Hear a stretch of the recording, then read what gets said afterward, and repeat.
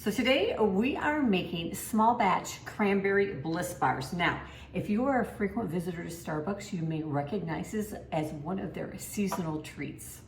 Now this Copycat version starts with a blondie-like cake base and includes dried cranberries, ginger, white chocolate, and a touch of orange zest. Now, I have done a side-by-side comparison of the real thing and my version, and I have a friend who is a frequent Starbucks visitor, loves these cranberry bliss bars, and she thought mine were actually better.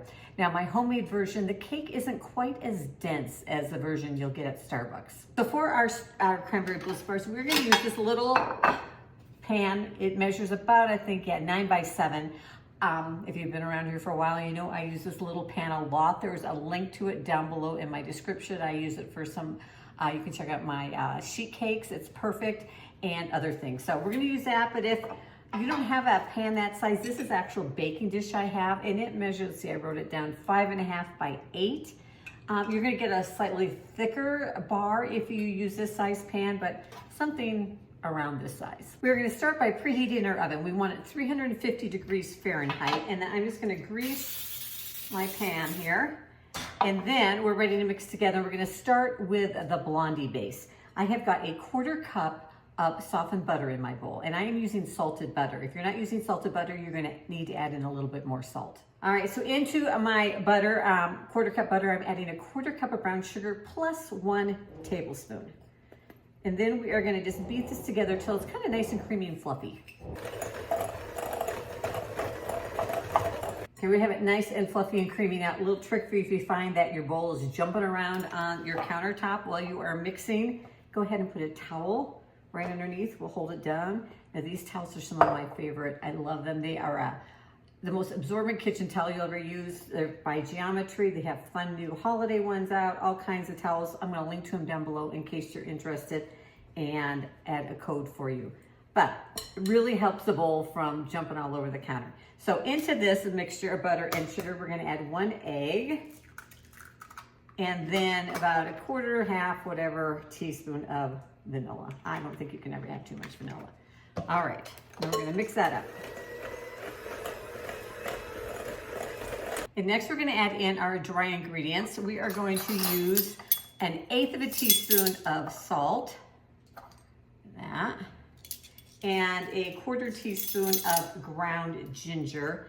Now this recipe, my original recipe also calls for some candied ginger, a tablespoon of chopped up minced candied ginger. It can be hard to find. I wasn't able to find any at my grocery store, so I am not putting that in. They're still delicious without it, but I do love the added ginger flavor that it gives it. If you wanted some more ginger, go ahead and add a little bit more ground ginger in. And then we're gonna add in 1/2 cup of all-purpose flour. I like to use unbleached all-purpose flour. And then we'll just mix that till it's just combined.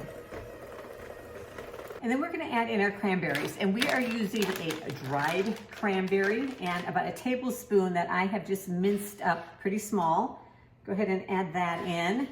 And then we're gonna add in some white chocolate. Use a good quality white chocolate. I am using this Ghirardelli white chocolate. It comes in little squares, and 2 squares equals 1 ounce, and I'm only using 1/2 ounce or about a tablespoon of chopped white chocolate. I've just chopped it up kind of nice and fine. You could also use white chocolate chips if that's all you have. Just go ahead and chop them up a bit before adding them in. And then it's at this point you would also add in your candied ginger if you were using candied ginger, about a tablespoon. And I am just gonna grab my spatula and we'll just go ahead and fold that all in until it's nice and incorporated. All right, now we're gonna take our pan, leave that right there, and we're going to spread this mixture into our pan. Now, in order to get a nice even layer, let me show you what I like to use. Here it is. I like to use an offset spatula. If you don't have one of these in your kitchen, get yourself one. It is a great kitchen tool. So we're gonna just spread that into the pan. And then this pan, like I said, is a little bit thinner than that other pan I showed you, so they're gonna bake a little bit sooner.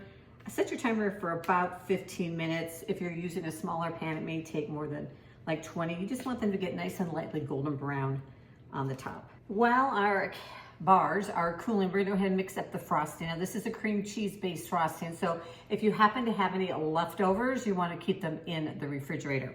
I've got 1 ounce of regular cream cheese in there, We're gonna add in a half of a tablespoon. I am using salted butter.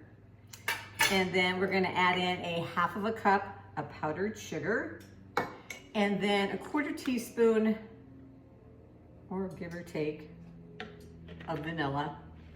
And then we're gonna add in a little orange zest. This gives the frosting just that slight subtle orangey flavor, which goes perfectly with those cranberries. If you don't have an orange, go ahead and leave it out. But I'm just gonna give, I don't know, a couple, I'm probably putting in a 1/4 teaspoon of orange zest. Just like I said, to give it a nice little orange flavor. Then we're gonna go ahead and mix that up till it's nice and smooth. Got my trusty little towel under my bowl again to keep my bowl from jumping around on the counter. All right, I want to adjust the bake time on these a little bit. I think I told you 15 minutes. Well, in this size pan, the bigger pan, the 9x7 pan, it took 10 minutes. See how just nice and golden brown they are? That is what you want.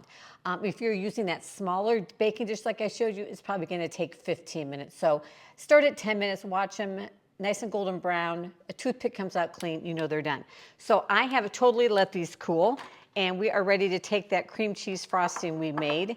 All right, I'm gonna use my little offset spatula again that I showed you before. It is the best for spreading frosting batter in a dish, all that kind of stuff. So get out all the frosting, and we're just gonna spread a nice even layer over the top.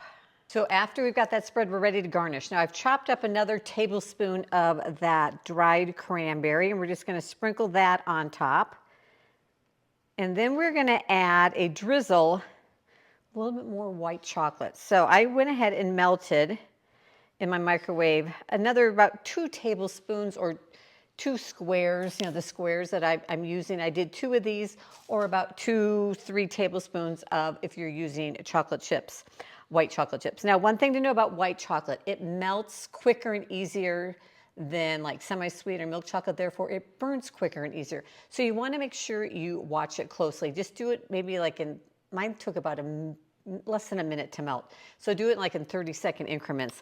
And depending on the quality of the chocolate you're using, you may find that it does not get smooth enough to kind of drizzle. If that is the case, just add in a tad of vegetable oil into your chocolate, and it will make it much more smooth and drizzly. So then we're just going to take that chocolate on a fork, and I like to just do it diagonally. We're going to drizzle this white chocolate over the top. So good. These are so pretty. If you want a full batch recipe, I do have that on my blog, and I'm going to link to it down below. And like a lot of my recipes now, this one is available in a printed recipe sheet. I will link to that also below, but the entire recipe is included in the video description. If you're just looking for a yummy holiday treat to enjoy with a cup of coffee, a cup of tea, this is perfect, but these also make a really nice little holiday gift for somebody. So thanks for joining me in the kitchen today. Make sure to check out my other videos down below, and I'll see you in the next video.